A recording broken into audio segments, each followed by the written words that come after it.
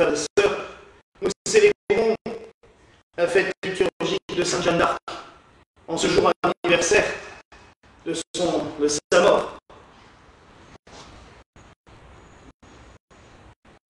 L'Église catholique romaine la célèbre en blanc, l'Église gallicane et l'Église orthodoxe de France aussi la célèbre en rouge, comme une martyre, parce qu'il faut bien se mettre à l'esprit que oui, il y a eu un côté politique, mais on l'a tuée pour sa foi.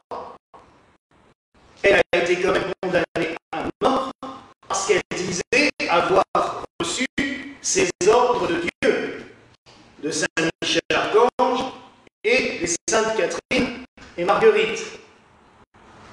Il est clair que le motif religieux, on le sait, et c'est rien à côté du politique, et comme souvent, les politiques, les puissants, se cachent derrière le religieux pour éviter de dire la vérité. C'est une question de gros sous, les trois quarts du temps. Et là, le temps avait changé, le moment avait tourné, et puis simplement, le roi de France, qu'elle avait poussé en avant, se dit, on va peut-être quand même mettre fin à cette guerre et essayer de négocier une trêve avec l'Angleterre. Ce qui fait que l'héroïne de 1429 devenait gênante.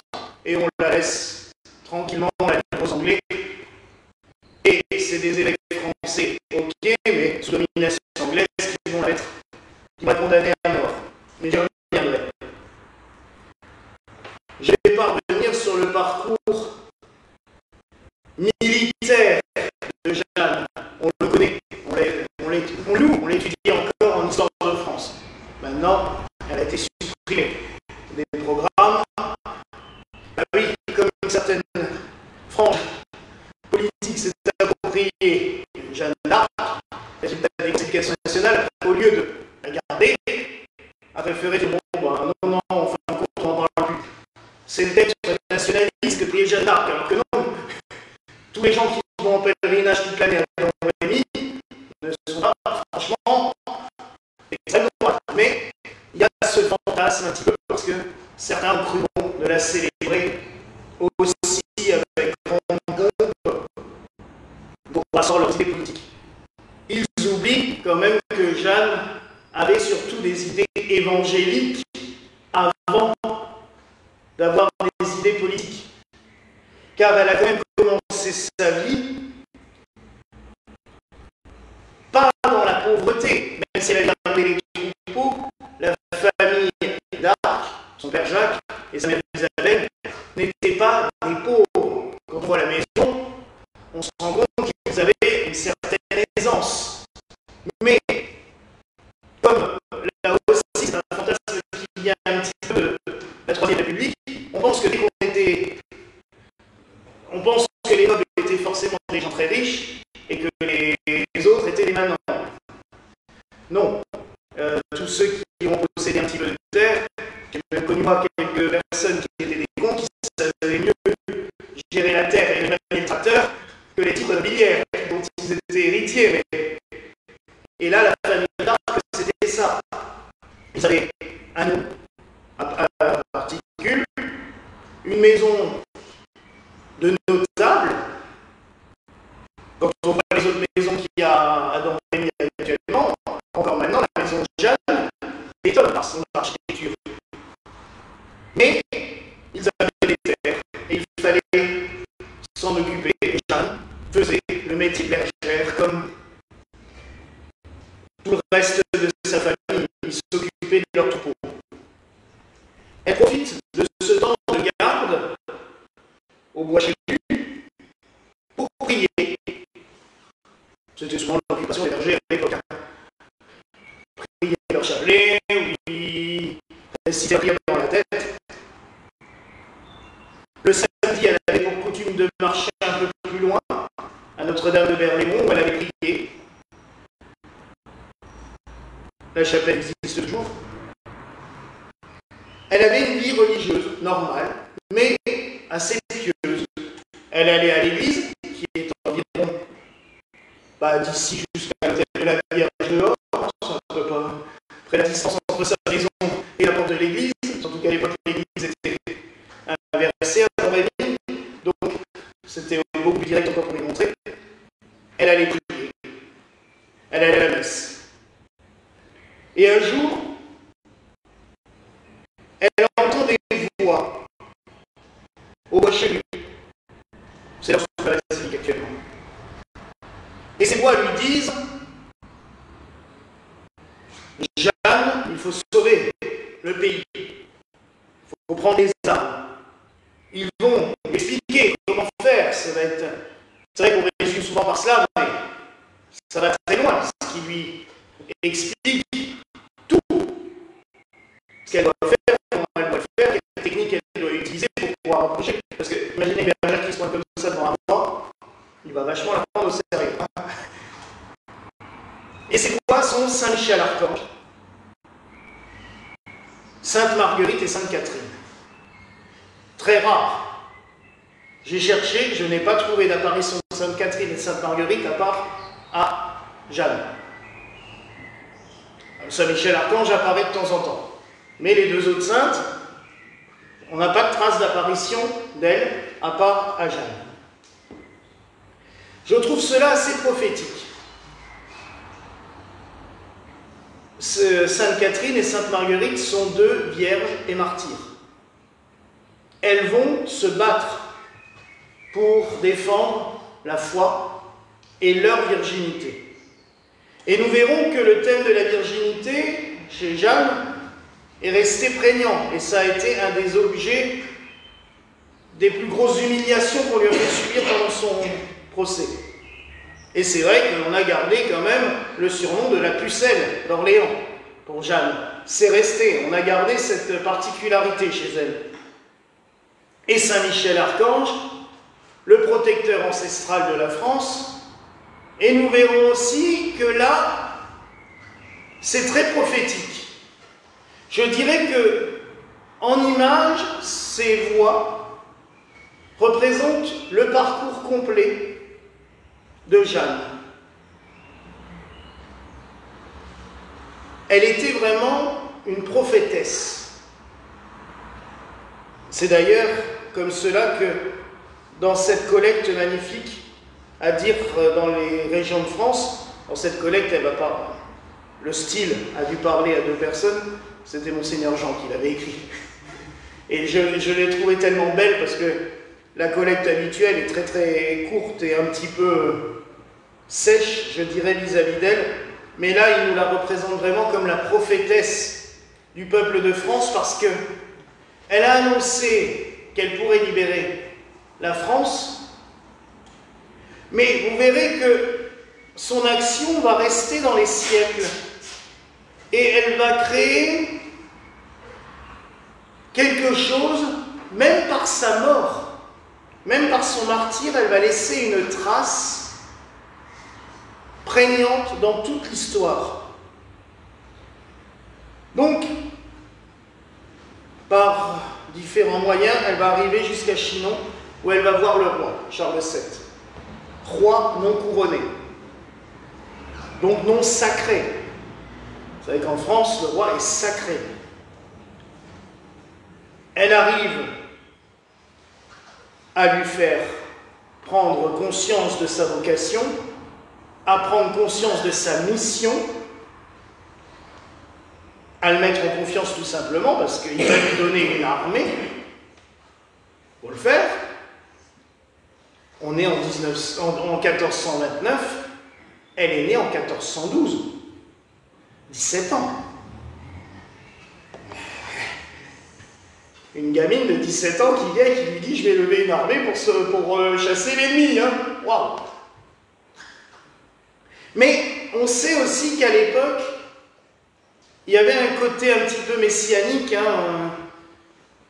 et ça faisait plus d'une centaine d'années que des prêtres, des religieuses, dans des prophéties, annonçaient la venue d'une vierge qui sauverait le pays. Donc c'était, pour le roi, ce n'est pas non plus une illustre inconnue. les religieux qui sont autour de lui vont lui dire « Mais, Majesté, c'est bizarre. Elle est annoncée depuis longtemps. Elle est prévue. Il faudrait peut-être la prendre au sérieux. » Donc, il la croit, il lui donne une armée. Donc elle va commencer à combattre, et elle arrive devant Orléans. Orléans est assiégée depuis 9 mois. La ville subit sans cesse les tirs anglais. Enfin, les tirs français et les Anglais sont dedans, mais impossible de prendre la ville. Jeanne arrive,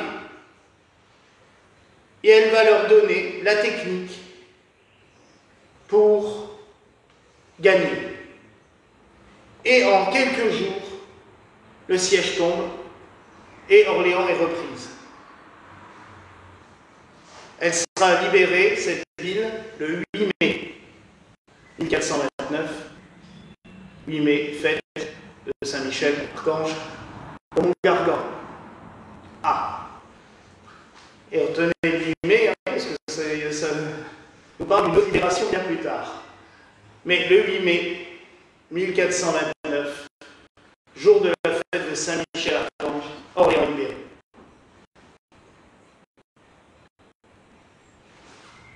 Elle continue son chemin, elle libère Paris, et elle emmène le roi à Reims pour se faire sacrer. Et là, on pourrait se dire, tout va bien. Non, malheureusement, rebataille sur Paris, Jeanne est blessée, et comme je l'ai dit avant, le vent commence à tourner. Le roi se dit, maintenant qu'il est en place, il se dit, ouais, bon, en fin de compte, j'ai peut-être pas envie de continuer à faire la guerre. Vous me dites, ça fait 100 ans qu'elle dure, à un moment donné, on en a marre. Et, bon, discrètement, il va lâcher Jeanne et la livrer carrément aux ennemis. Enfin, il va la laisser prendre. Il ne va rien faire pour la protéger et la défendre. Elle va être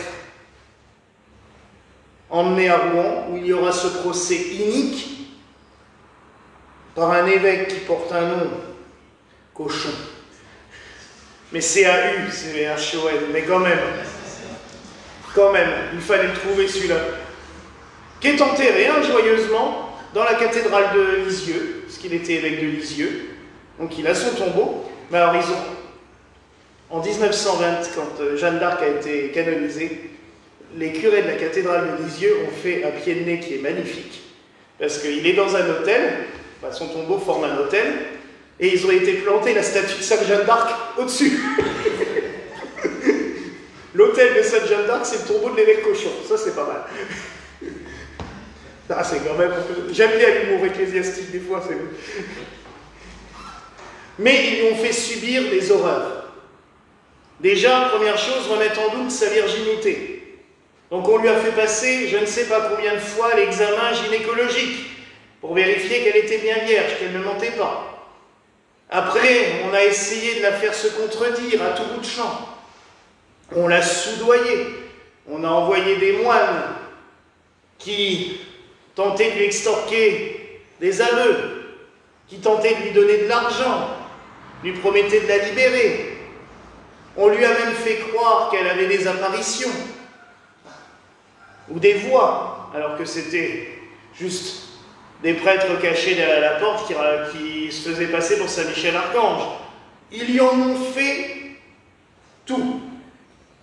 Jamais elle ne s'est rétractée. On a même fait croire par la suite qu'elle s'était rétractée en faisant un faux. Parce que Jeanne ne savait pas écrire, mais elle savait signer.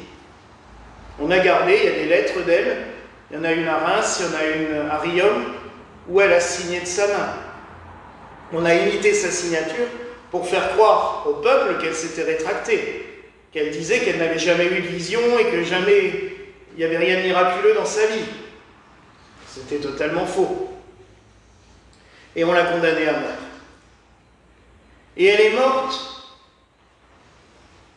ce 30 mai 1431 sur le bûcher à Rouen. Et là, on aurait pu se dire, tout est foutu. Comme toujours, quand il y a un martyr, on se dit, bah, sa mère verra, 3 ans après, à Rome, la réhabilitation de sa fille.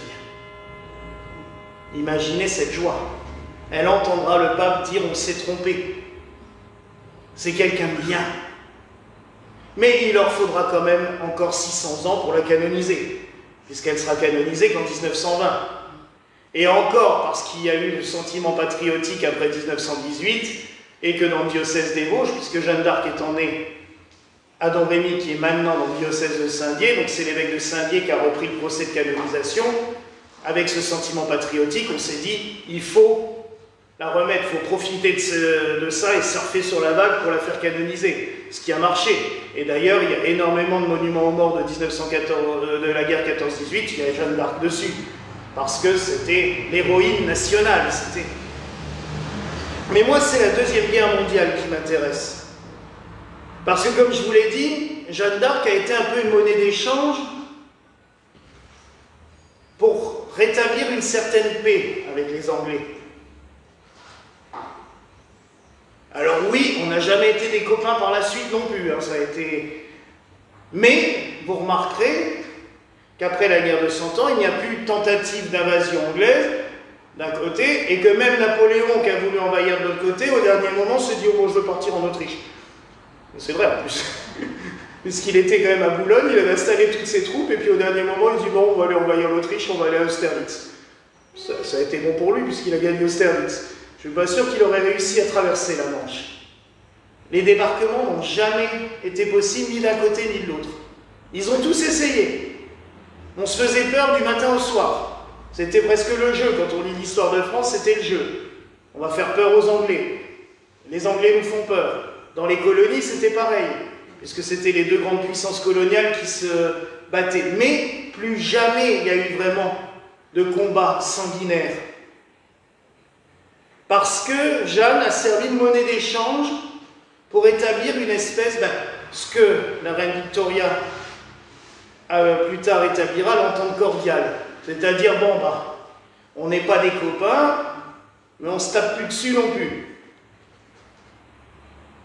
Et le 8 mai 1945, jour de la fête de Saint-Michel-Archange, mais aussi jour de la fête nationale de Sainte-Jeanne d'Arc, puisque en France, le 8 mai, on commémore aussi la prise d'Orléans, et c'est la fête nationale de Jeanne d'Arc. Elle est toujours mentionnée au calendrier des festivités républicaines. Et à Orléans, il y a ce fameux défilé. Cette année, je précise d'ailleurs que c'est une arrière-petite-nièce de Jeanne qui a représenté Jeanne d'Arc sur son cheval. Ouais, c'est très symbolique, mais je trouve ça très beau. Et donc, voilà, Jeanne obtient avec Saint-Michel la paix pour cette guerre terrible de 1939-45. Mais cette guerre ne serait peut-être jamais arrivée à son but s'il n'y avait pas eu, dès 1940, une poignée des Français qui s'étaient alliés avec les Anglais pour monter tout cela. Et ça m'a fait bizarre parce que on a regardé cette semaine, il y avait un film sur De Gaulle, je crois samedi ou dimanche, je ne sais plus. Et c'est en voyant cette union entre les Français et les Anglais, qui aurait même pu aller plus loin si on les avait laissés faire dès le début, je me suis dit, c'est quand même marrant. Elle s'est battue contre les Anglais, elle a été livrée et martyrisée par les Anglais, et c'est le jour de sa fête que les Français et les Anglais, avec les autres qui se sont alliés à eux, mais si eux n'avaient pas lancé le truc, c'est ce jour-là qu'on arrive enfin à obtenir la paix. Il y a quand même des hasards qui sont... Je crois pas beaucoup au hasard, mais bon. Je trouve que c'est quand même extrêmement symbolique. Donc Jeanne a vraiment été une prophétesse sur le long terme. Et elle a obtenu, par son martyre, je pense, une paix durable entre ces deux pays. Et ce qui est encore plus fascinant, mais les Anglais ont toujours ce paradoxe, ils adorent leurs ennemis. Les plus grands collectionneurs d'objets de Napoléon, c'est les Anglais, mais c'est les Anglais aussi qui possédaient pendant plus de 500 ans l'anneau de Jeanne d'Arc, où il y a gravé dessus Jésus et Marie, comme sur son drapeau d'ailleurs, hein, elle avait toujours sa bannière avec marqué Jésus-Marie, et elle avait un anneau avec marqué Jésus-Marie. Et il a été racheté par des Français qu'il y a 5 ans. Mais autrement, il avait été conservé par des Anglais pendant tout ce temps-là. Ils aiment les reliques de leurs anciens ennemis. Ils les vénèrent, je crois, plus, et ils ont plus de respect pour les personnages historiques français que nous. On a de respect pour nos personnages historiques. C'est quand même malheureux, dans un sens. Donc vous voyez ce côté prophétique de Jeanne. Et je vais vous raconter juste une petite histoire pour finir, parce que c'est marrant, c'est vrai que je pense que c'est la première statue de saint, à part la Vierge Marie et Jésus, que j'avais dans ma chambre. Parce que ma grand-mère paternelle m'avait offert une Jeanne d'Arc en bronze, vous savez, ces souvenirs qu'on ramène de Paris. À l'époque, il y avait la Tour Eiffel, il y avait le Sacré-Cœur, il y avait Notre-Dame, il y avait Jeanne d'Arc sur son cheval. Et elle m'avait offert ça étant petit, c'était dans ma chambre.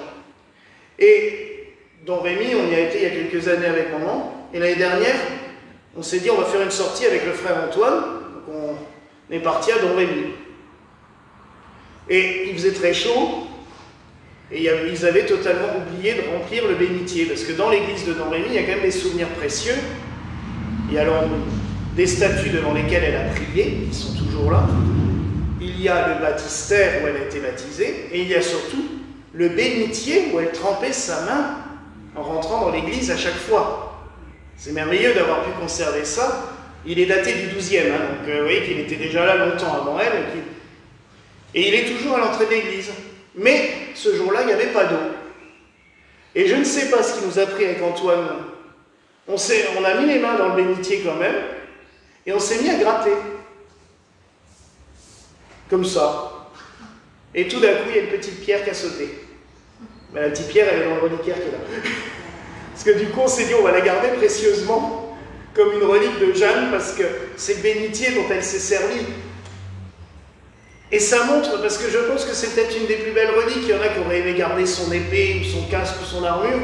Moi, je préfère garder une pierre de son bénitier, parce que elle y a trempé la main, et c'est surtout le début de chaque dévotion qu'elle pouvait faire.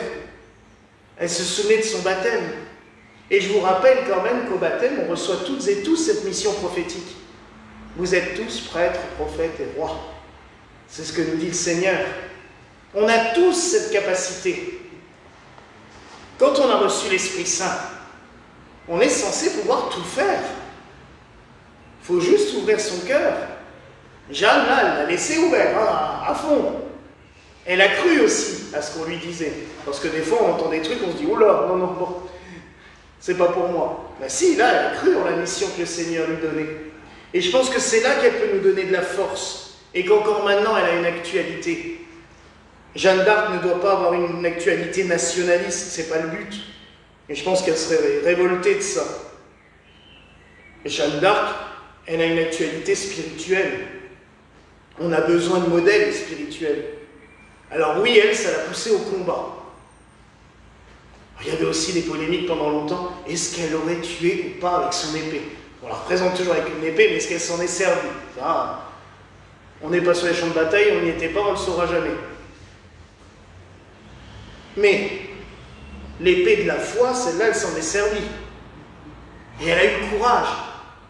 Elle a redonné de la motivation à tout un peuple qui était las, qui n'en pouvait plus. Je rappelle que Jeanne, quand elle a été à Chinon, on venait de raser son village. Une troupe de soldats avait envahi le village et venait de raser Don Rémy. Enfin, d'incendier tout le village. C'était terrible. C'était pas du tout la fête et la joie. Hein. Et elle a redonné de l'espérance à tout un peuple. Comme quelqu'un l'avait fait 2000 ans auparavant, enfin 1400 ans auparavant, en Israël.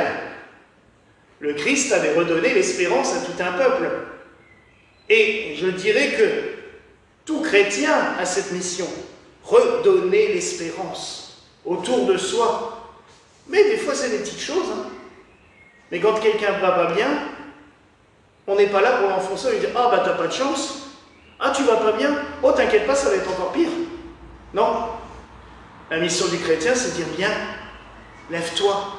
On va avancer ensemble. » Parce que nous, on a une espérance. Le Christ. Sur l'autel. Nous allons le recevoir.